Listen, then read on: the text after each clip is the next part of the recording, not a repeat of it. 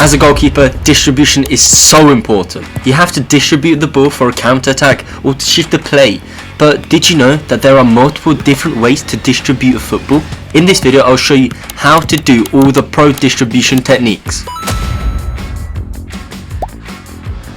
The ping. The ping is the most common way of passing the ball in football. When you go to ping the ball, you want to have a short run up and approach the ball from a 45-degree angle or a little bit lower to have the accuracy and hip rotation on the kick. Run to the ball with medium-sized steps for consistent steps and place your planted foot a foot away from the ball, point it in the target's direction for accuracy. While planting your leg, lean away from the ball, keeping your back straight, allowing you to put height on the ball. While planting your leg, start to swing your striking leg towards the ball, hitting the underside of the ball with the laces of your foot, while striking downwards on the ball for the backspin and the ball's trajectory. While kicking the ball, have your ankle locked for a better connection, but also ensure you follow through by rotating your hips, making your striking foot land on the other side of your planted leg. While kicking, have your arms out to counterbalance the movement. Due to the versatility of this technique, you can also perform a grass cutter using the same technique, with the only difference being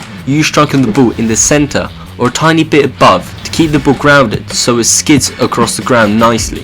Also, you can do a stab technique or a driven kick where you strike the ball a little bit under the ball, allowing it to have that nice and flat trajectory. But also, you must keep the follow through really short while putting a lot of backspin on the ball.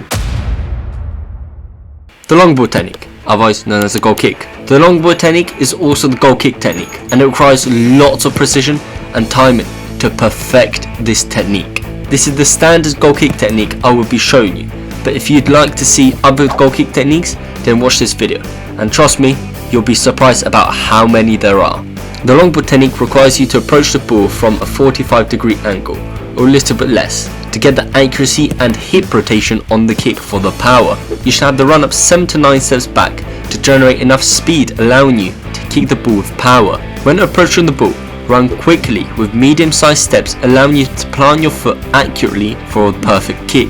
Your planted foot should be planted a foot away from the ball while being a little in front of the ball, while leaning away and back from the ball. You want to lean back and away to give the ball height on the kick. While planting your leg, you would begin to swing your striking leg at the ball, hitting the ball on the underside with the laces while striking downwards on the ball for the backspin and allowing the ball to get the best trajectory for the maximum distance. While about to kick the ball, lock your ankle to gain a better connection with the ball and follow through for more power. Rotate your hips as you are kicking the ball to generate more power, making your striking leg land on the other side of the planted leg. While kicking, use your arms to counterbalance the motion for a smooth kick. Also, when taking a goal kick or a long ball, think positively to generate a good kick. Throwing the ball is quite common, but there's actually 3 different ways to throw the football. The standard method you can throw the ball is by making an overarching motion with your arm, releasing the ball from above your head. But to get to that point, you either need to do a 2-step shuffle or backwards crossover step for the power on the throw. Whilst doing that movement forward, you'd get the ball in front of you while retracting your throwing arm back into the catapult position. Also, remember to be side on to the target. As the ball is behind you with your body open, swing your arm over your head, release the ball, making it go to the target. While swinging, open your chest towards the target, gaining that extra rotation for the power and accuracy on the throw. While throwing the ball, your arms should be brushing past your ear instead of being thrown sideways, as that can be difficult to control on the receiving end.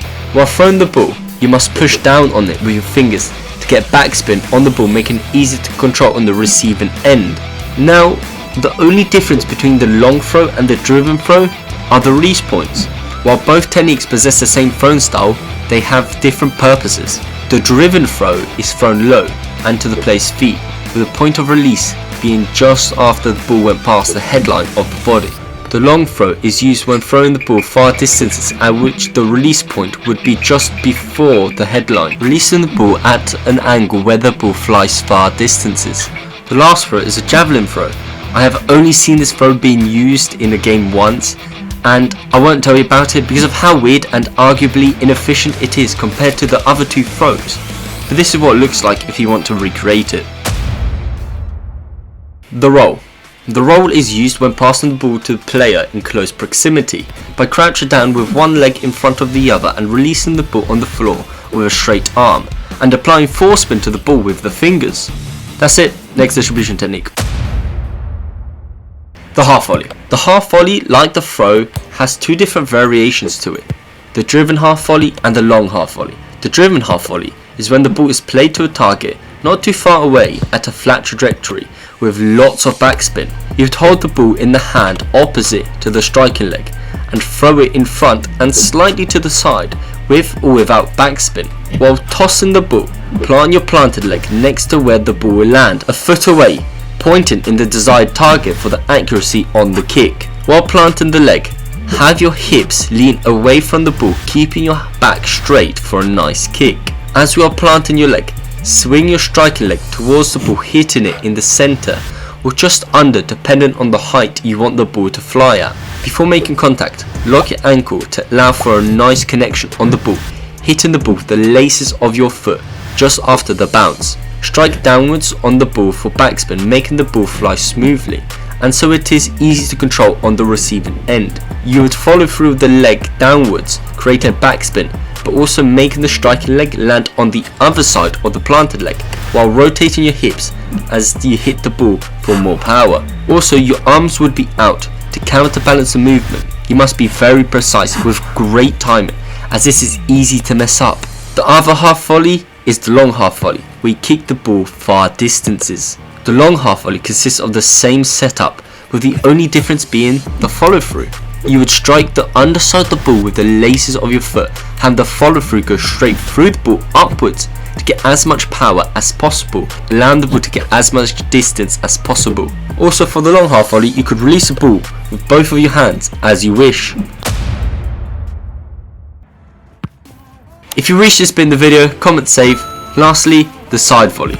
The side volley also has two different variations, which are the gliding or driven side volley and the long side volley. The driven side volley has a flat trajectory and is aimed for targets in a medium to close proximity. You would hold the ball in the hand opposite to the striking leg and your hand extended, either toss up slightly while having your eyes locked on the ball. After releasing the ball, plant your planted foot pointed towards target for accuracy and lean away from the ball, keeping your back straight to allow for the angle when kicking the ball. While you plant your leg, swing your striking leg, kicking the center of the ball or just below with the laces of your foot, making the trajectory flat. Strike downwards on the ball to create backspin on the ball, making it easy to control and so it has a nice flight. Lock your ankle as you are about to hit the ball, while slightly rotating your hips for more power. Your arms would be also out to control the motion. The long side volley has the same concept, with the only difference being the strike itself. A long side volley is famous for consistently getting goalkeepers assists in a match. When you throw the ball, throw it a little lower and you don't have to lean away from the ball as much. Swing your striking leg, hitting the ball on the underside, the laces of your foot, while having your ankle locked just before contact for the nice connection. The follow through should be forwards and up, with slight hip rotation for the power on the side volley for it to go far distances. But if you can't do this, then you have another technique which you can learn. The punt. I will not be teaching you this, it's not worth it. Goodbye.